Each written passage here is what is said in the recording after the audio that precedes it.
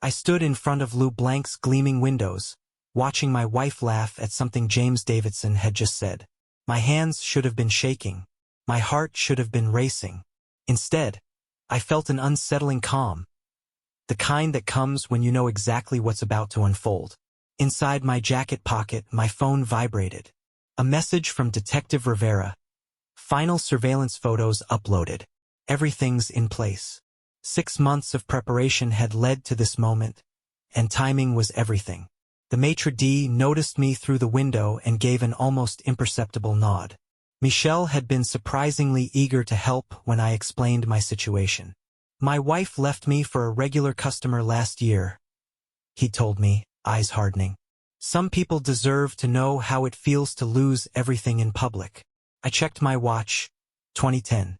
Sarah looked radiant in her new Valentino dress, the one she'd bought with the credit card I'd given her for our upcoming 15th anniversary. She'd spent hours getting ready tonight, telling me she had an essential business dinner. I wondered if she'd chosen that particular dress because it was James's favorite, or if she'd simply stopped caring about being discreet.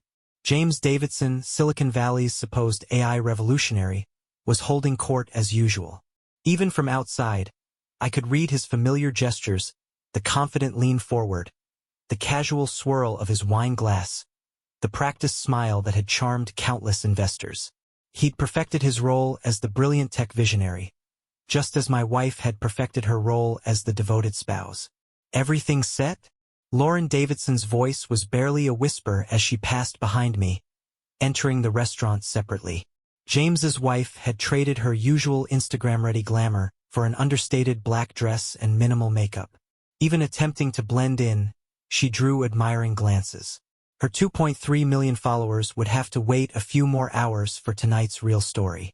I gave it another minute before entering. The hostess, another of Michel's carefully briefed staff, gave me a sympathetic smile. "Your usual spot at the bar, Mr. Cohen?"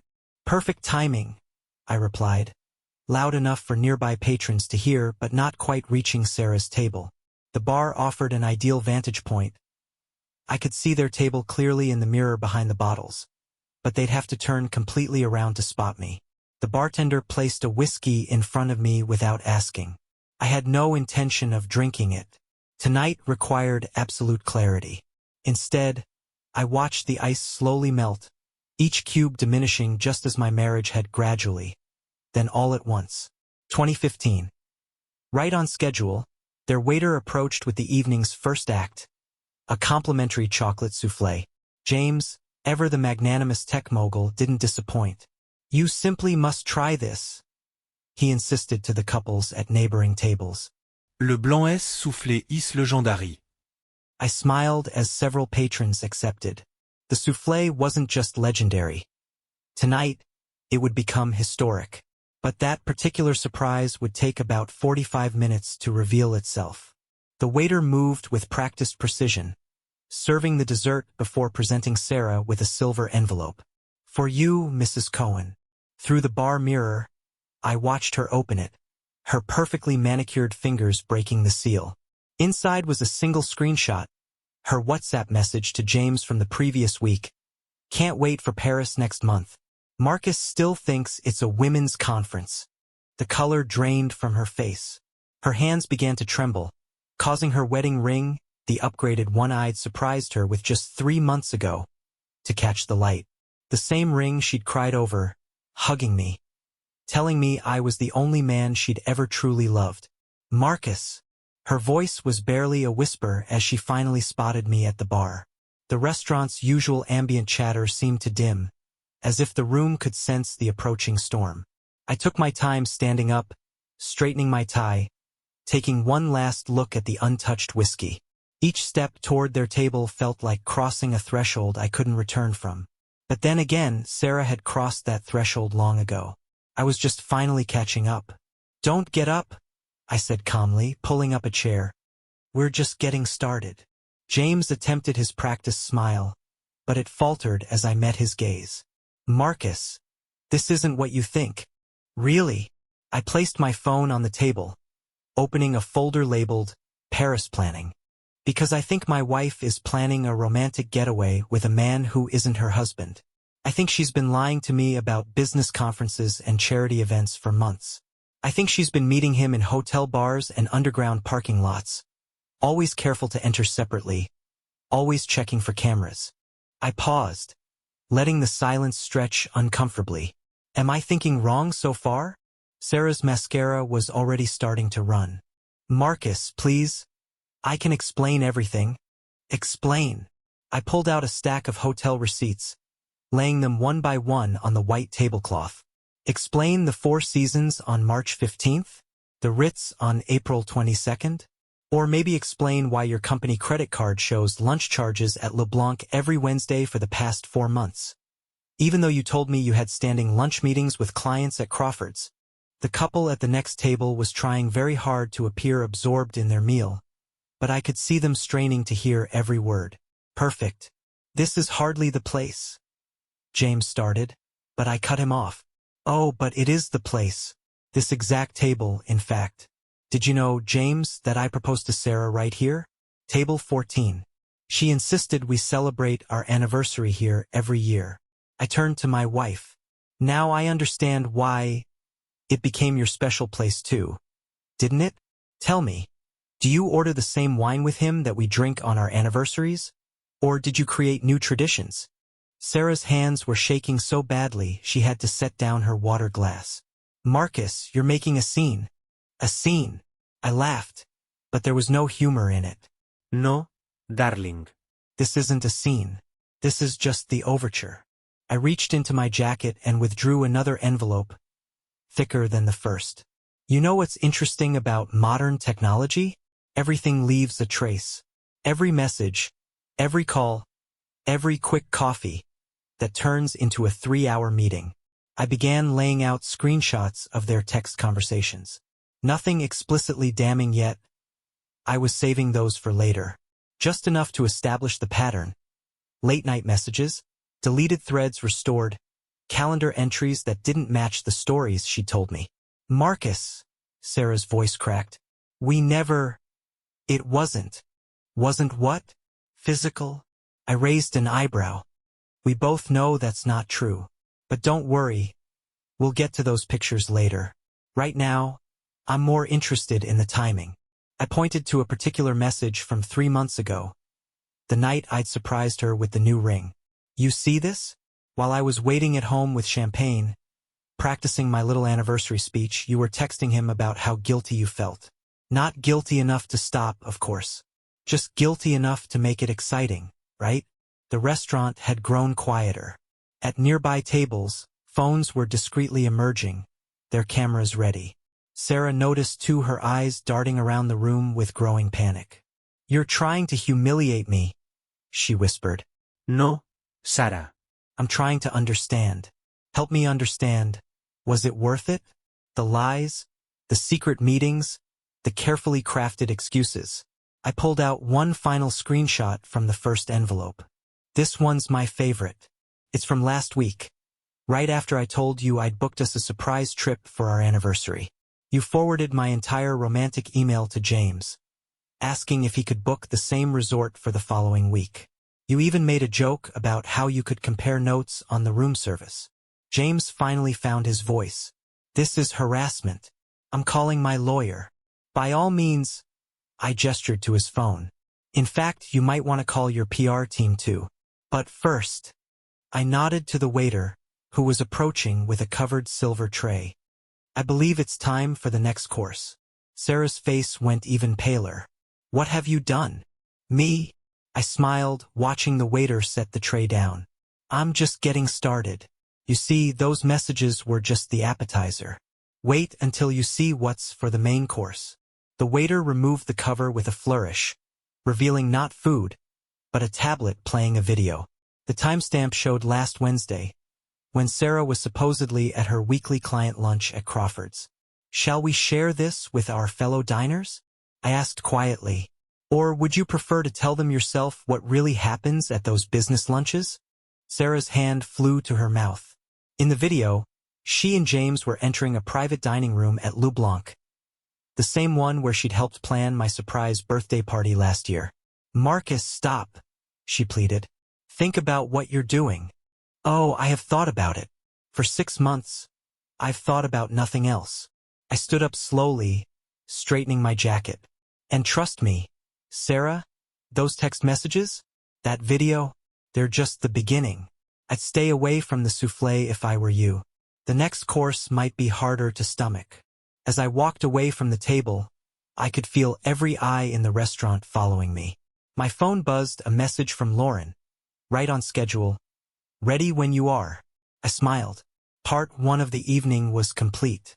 In 45 minutes, those who'd eaten the soufflé would begin feeling its effects.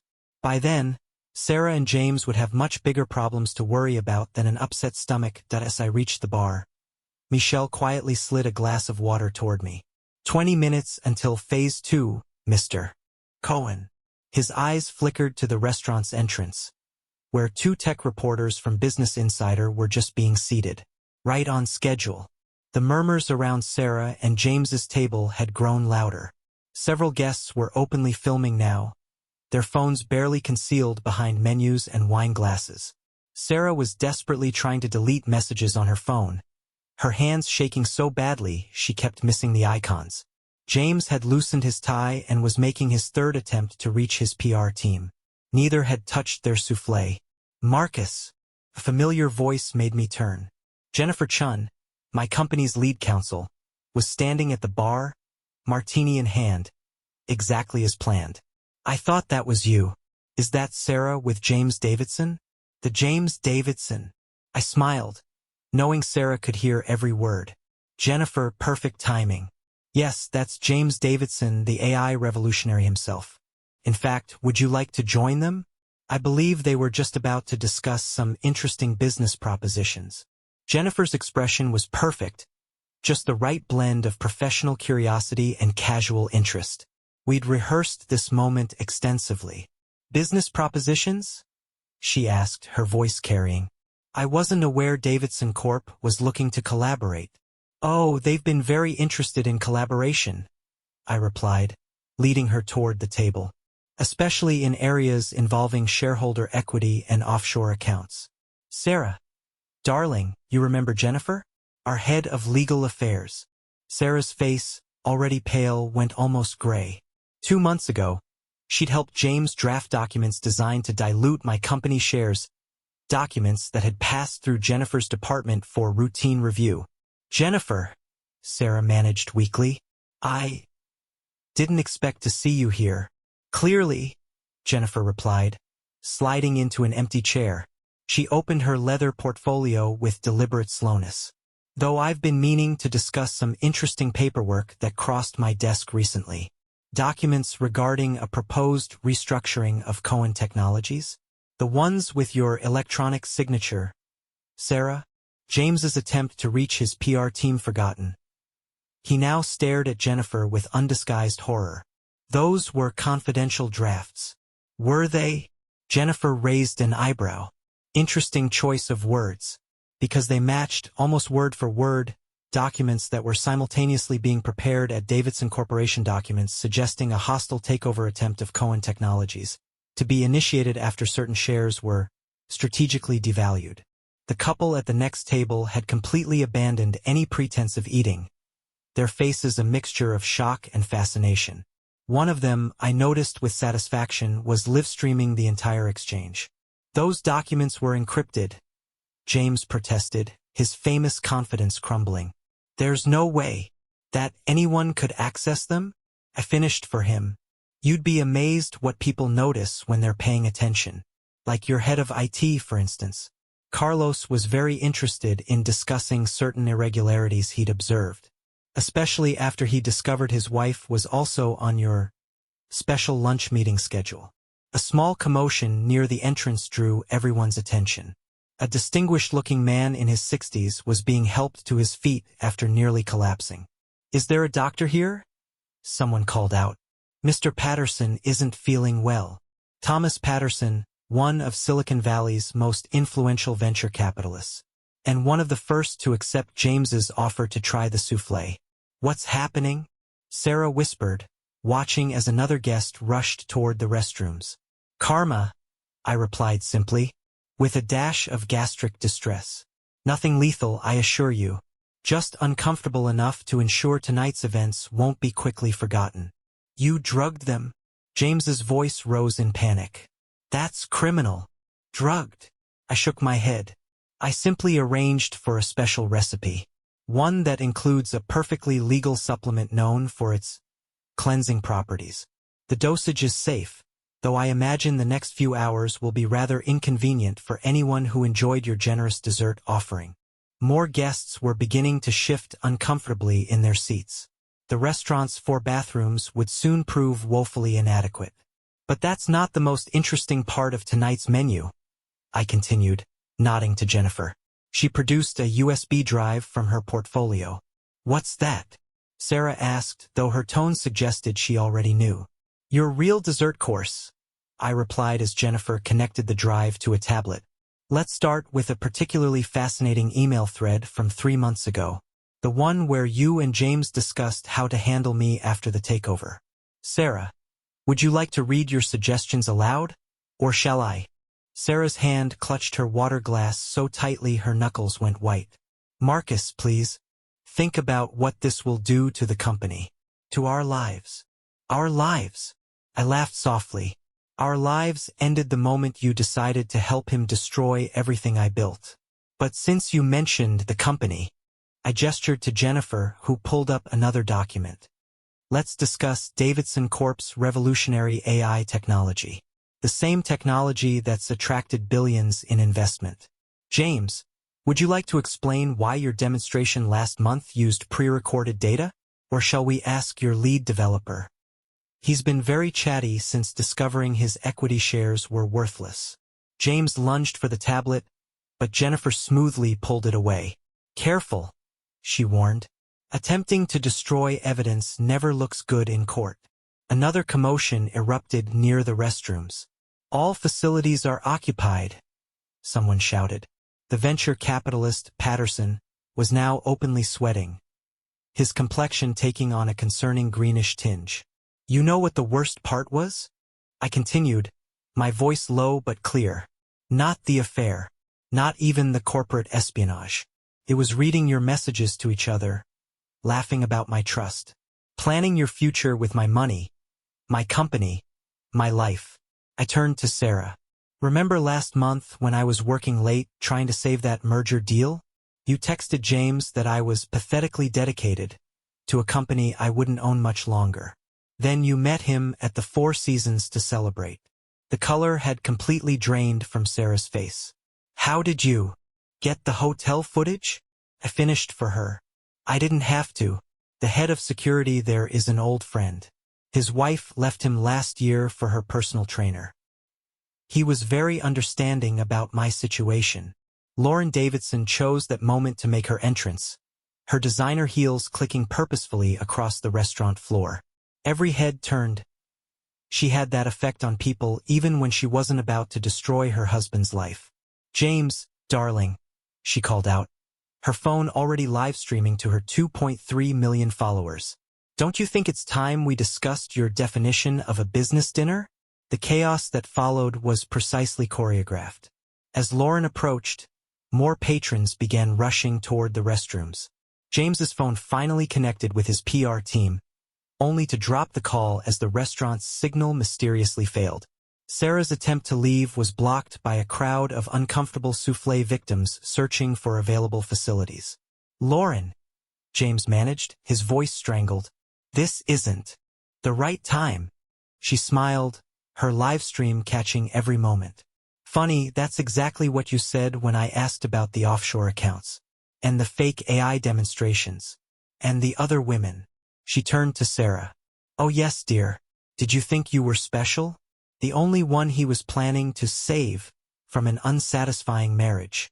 Sarah's mascara had created dark rivers down her cheeks. He said I was the only one.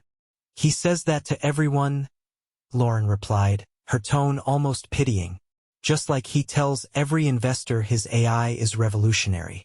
Just like he promised me he'd never cheat again after the first 3 times I caught him. The restaurant had become a perfect storm of drama and digestive distress. Patrons were now openly arguing over bathroom access. The venture capitalist, Patterson, was demanding his driver bring him home immediately.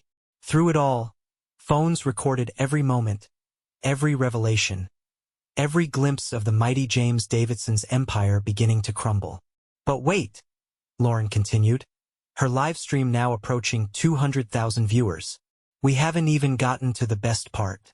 Sarah, has James told you about his plans for after the takeover? About his special friend at Goldman Sachs who's been helping him hide the real numbers? Or about what happened to his last 3 partners when they outlived their usefulness? Sarah turned to James, her expression shifting from embarrassment to dawning horror. What is she talking about? I stood up, straightening my tie. That's my cue to step out. I believe the next act belongs to Lauren. Oh, and Sarah. I paused, looking at my watch. In about 10 minutes, your mother will be receiving a rather comprehensive email about her daughter's extracurricular activities. I thought she deserved to know why she won't be getting that Mother's Day trip to Spain you promised her. The one you were planning to take with James instead. As I walked toward the exit, the sounds of retching from the men's room provided a fitting soundtrack to the unfolding chaos. My phone buzzed a message from Detective Rivera. Phase 3 ready. Financial Crimes Unit standing by. The cool night air hit my face as I stepped onto Lou Blanc's terrace. Behind me, the restaurant had devolved into elegant chaos, a symphony of ringing phones, urgent whispers, and the occasional sound of someone rushing to find an available bathroom.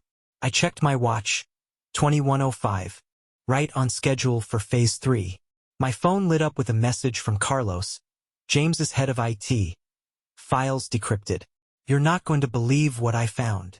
Before I could respond, Detective Rivera appeared at my elbow. Mr. Cohen? We've got movement at Davidson Corporation. Someone's trying to access the servers remotely, attempting to delete files. I smiled. Right on schedule.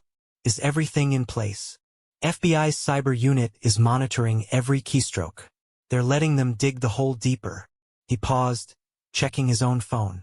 Your wife just tried to access your joint accounts. Should we let the transfers go through? Of course. Let's see exactly how much she thinks she deserves to take. Inside, Lauren's voice carried through the open terrace doors, her live stream now exceeding 300,000 viewers. So many of you are asking about James's other relationships. Don't worry, I've kept receipts. Speaking of receipts, she paused dramatically. James, darling, should we discuss your special arrangement with Christina from the SEC? I turned back toward the restaurant just in time to see James's face go from red to ghostly white. Christina Martinez, the SEC investigator who'd mysteriously cleared Davidson Corp of irregularities last quarter. The same Christina who'd recently purchased a vacation home she couldn't possibly afford on a government salary. That's privileged information, James stammered, reaching again for his dead phone. Privileged. Lauren's laugh was theatrical but genuine. Like the privileges you promised Sarah? The same ones you promised Rachel from marketing? Or Amanda from investor relations? She turned to Sarah, whose mascara-stained face had taken on a new expression, something between horror and rage. Oh, you didn't know about them? James has a type, you see. Smart, ambitious women in positions of influence. Women who can help him, until they become liabilities. The venture capitalist Patterson had finally given up on finding an available bathroom and was being helped to his car by 2 waiters. As he passed, he shot James a look that promised future conversations with very expensive lawyers. Detective Rivera touched my arm. Sir? Miss Chun says it's time. I nodded and walked back into the restaurant. The scene had evolved in my brief absence. Sarah was now standing, her Valentino dress wrinkled, her perfect hair coming undone. You're lying, she was saying to Lauren. James told me everything. We have plans. Plans? Lauren's smile was almost pitying. Like his plans with Rachel before she discovered the truth about the AI demos? Or his plans with Amanda before she realized the investor reports were falsified? She turned to the live stream. For those just joining us, we're discussing my husband's particular talent for combining romance with securities fraud. That's enough. James tried to stand but swayed slightly. The souffle's effects were beginning to reach him. "Oh, we're just getting started," I said, rejoining the group. "Jennifer? I believe you have something to share." Jennifer Chun approached with her tablet. "The FBI just executed a search warrant at Davidson Corp headquarters. Interesting timing. Someone was trying to delete files about an hour ago. Files concerning certain offshore accounts and a series of shell companies." Sarah's face showed genuine confusion. "What shell companies?" "The ones you helped set up," Jennifer replied calmly. "Or did you think those documents you notarized for James were standard corporate paperwork? Those late-night meetings at your law firm, the ones you billed as client consultation, we have the security footage.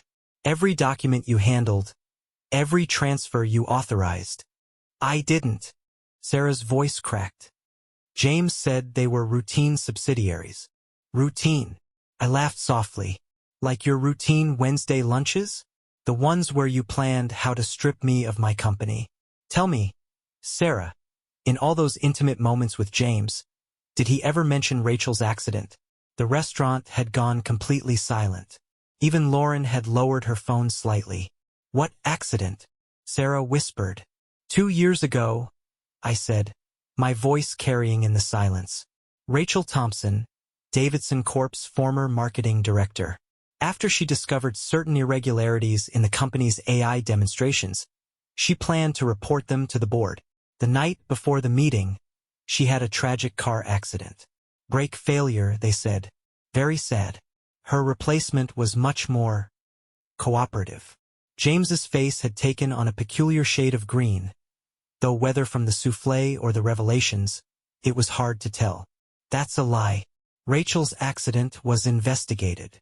"Yes, it was," Detective Rivera said, stepping forward. "And we've recently reopened that investigation, along with looking into some interesting transfers from a Cayman Islands account to the lead investigator's family trust." Sarah had sunk back into her chair, her hand over her mouth. "Oh God. The documents I signed last week were not actually insurance policies," Jennifer finished for her. "They were transfers of authority, giving James complete control over your assets, including your trust fund, your family's property holdings, and your shares in your father's company. All dated and notarized by you." "I wouldn't." Sarah turned to James, desperation in her eyes. Tell them it's not true." But James was now openly sweating, his complexion matching the pale green table linens. "I need... excuse me." He stumbled toward the restrooms, only to find them still occupied. "The timing is interesting," Jennifer continued, scrolling through her tablet. "These transfers were dated to take effect next week, right after your planned trip to Paris. A trip from which, according to these emails, Sarah wasn't actually meant to return. At least not as a free woman." The restaurant erupted in gasps.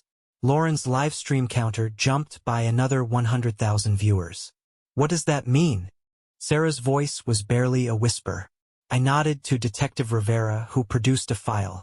"We found these in James's private server. Emails discussing how to handle you once you'd served your purpose. You see, Sarah, you weren't just helping him take my company. You were going to be the scapegoat.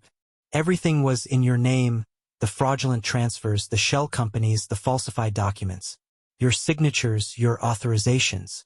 And in Paris." I paused, letting the weight of it sink in. "Well, let's just say James had plans to ensure you couldn't contradict his version of events." Sarah turned to James, who was now leaning against a wall, his face a mask of discomfort and growing panic. "Is it true? Was any of it real?" "Sarah, He never finished the sentence, instead making a desperate dash toward the kitchen staff bathroom. "The police have some questions about Rachel's accident," Detective Rivera said quietly, "and Amanda's sudden withdrawal of her whistleblower complaint, and Christina Martinez's new vacation home. Would you like to answer them here or down at the station?" Lauren's livestream had exploded, #TechBetrayal and #DavidsonFraud trending nationwide. The restaurant's regular patrons had long since abandoned any pretense of dining, their phones capturing every moment of the unfolding drama. "I loved you," Sarah whispered, but I wasn't sure if she was talking to James's retreating back or to me. No, irraplia sufli. You loved the idea of me, the faithful husband who trusted you completely, the successful entrepreneur you could betray. Tell me, did you ever think about what would happen after? After you helped destroy everything I built? After you watched James take it all? Jennifer cleared her throat. Mr. Cohen? The FBI just found something else in the Davidson Corp servers. Something about Project Eclipse. I smiled. The night's final act was about to begin. Ah yes, Sarah, you might want to call your father. I believe he'll be very interested in what James had planned for his company too. Behind us, the sounds of distress from the restaurant's bathrooms had reached a crescendo. But for Sarah, sitting alone at table 14 where our story had begun, those sounds were drowned out by the noise of her world crashing down around her. My phone buzzed again, a message from Carlos. Found the Real AI test results. My God, it was all fake. Every demo, every breakthrough. Wait, there's something else. Something about military contracts. I looked at my watch. 21:30. In 15 minutes, the financial markets in Asia would open. The restaurant's elegant chandeliers cast long shadows as the evening descended into its final act. Lauren's livestream had swelled to over 500,000 viewers. #Davidson fraud was trending #1 worldwide. And the sounds of distress from the restaurant's bathrooms had created a peculiar background symphony to the unfolding drama. My phone lit up with urgent messages. Carlos. Military contract files decrypted. This is bigger than we thought. Much bigger. Detective Rivera, FBI's cybercrime unit, just found the Project Eclipse servers. You need to see this. Jennifer. Asian markets opening in 10 minutes. Davidson Corp's trading partners in Singapore are calling. Sarah sat alone at table 14, mascara trails marking her face like war paint, staring at her phone as her father's name flashed on the screen for the 5th time. James still hadn't returned from his desperate search for an available bathroom. The venture capitalist Patterson had apparently called every member of Davidson Corp's board from his car. Mr. Cohen? Michelle appeared at my elbow. There's a call for you at the bar. Someone from the Pentagon's Office of Inspector General. I smiled. Right on schedule. Before I take that call, I announced to the room. I think it's time we discussed Project Eclipse. Lauren, you might want to make sure your live stream catches this. Sarah's head snapped up. Project Eclipse?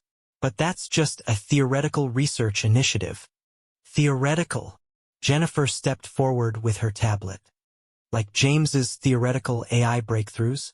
The ones you helped him fake during demonstrations? She turned to the livestream audience. For those just joining us, Sarah Cohen here helped James Davidson defraud investors with fake AI technology demonstrations. But that was just the surface. Lauren zoomed her camera in on the tablet as Jennifer pulled up a series of documents.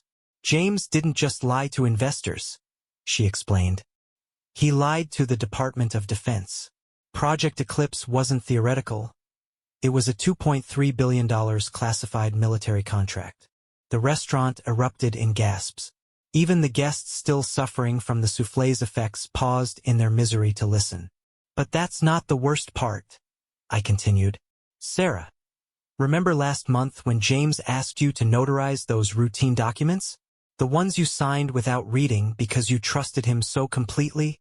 Sarah's face, already pale, went almost translucent. Those were just standard NDAs. They were confessions, Jennifer corrected. Carefully worded documents admitting to corporate espionage, fraud, and the deliberate sabotage of military defense systems. All signed and notarized by you. That's impossible, Sarah whispered. James would never. Never what? Lauren's voice cut through the room. Never betray someone who trusted him? Never sacrifice someone else to save himself? Ladies and gentlemen watching at home, let me tell you about the real James Davidson. She turned her phone to display a series of messages. 2 weeks ago, James met with representatives from a certain foreign government. He offered to sell them access to compromised military defense systems his company was supposed to be protecting. The price? immunity for himself and evidence pinning everything on his accomplices.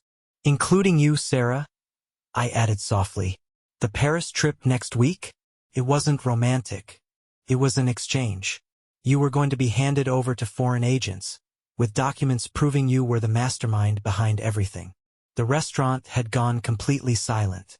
Even the social media influencers had stopped commenting, their phones capturing every moment of Sarah's devastation. I don't. Sarah's voice cracked. Couldn't have. I didn't know. Of course you didn't, Detective Rivera said, stepping forward. Just like Rachel Thompson didn't know what she'd discovered before her accident. Just like Amanda didn't know what those reports really contained before she mysteriously withdrew her complaint. Just like Christina from the SEC didn't realize she was being set up as another fall person. Speaking of Christina, Lauren interjected, her live stream now approaching 1 million viewers. She's currently in custody, singing like a Broadway star about every falsified report, every covered-up investigation, every bribe. James chose that moment to finally return, his complexion gray, his famous confidence completely shattered. Sarah, he gasped, don't listen to them. We can still. Still what? I interrupted. Still frame her for everything? Still hand her over to foreign agents? Still destroy her life like you destroyed Rachel's? The restaurant screens suddenly flickered to life. Michelle's final contribution to the evening. Security footage began playing. James meeting with shadowy figures in parking garages. Sarah unknowingly signing documents that would condemn her. Rachel Thompson's car being tampered with the night before her accident. How did you get this? James demanded, though his voice held more fear than anger now. I didn't, I replied. Your wife did. Lauren's been gathering evidence for months. Turns out she's not just an Instagram model. She's a former cybersecurity specialist who never quite believed your explanation for Rachel's death. Lauren smiled coldly. 2 million followers now watching live as I expose my husband's crimes. I'd say that's better engagement than any sponsored post. Sarah's phone was still buzzing with calls from her father. Daddy's company, she whispered. The merger next week. James, what did you do? He was going to destroy your father's company too, I explained. Project Eclipse wasn't just about military contracts. It was about gaining control of key defense industry players. Your father's company was next on the list. That's why James needed you, your family connections, your trust fund, your legal expertise. All weapons he could use. Suddenly, a commotion erupted at the restaurant's entrance. FBI agents in tactical gear were streaming in, led by a familiar face, Rachel Thompson's younger sister, now a federal prosecutor. James Davidson, she announced, her voice carrying across the stunned restaurant. You're under arrest for conspiracy, fraud, espionage, and the murder of Rachel Thompson. The chaos that followed was almost beautiful in its precision. As James was being read his rights, Asian markets opened. Davidson Corp stock plummeted. Sarah's father's company announced an emergency board meeting. Lauren's live stream captured every moment, her followers witnessing justice in real time. Marcus, Sarah pleaded, reaching for my arm as agents began collecting evidence. I didn't know. You have to believe me. I never meant to get caught. I finished for her. To discover your lover was planning to sacrifice you? To realize every romantic moment, every secret meeting, every passionate promise was just part of an elaborate plot. I loved you, she whispered. No, irraplia quietly. You loved the idea of power, of being special, of being chosen by the great James Davidson. You loved the thrill of deceiving me, of planning your grand new life with my money, my company, my reputation in ruins. But you never loved me. As James was led away in handcuffs, still suffering from the souffle's effects, Lauren turned to her live stream audience. And that, my dear followers, is how you serve revenge, with a side of justice and a chocolate souffle. The restaurant erupted in chaos one final time as federal agents began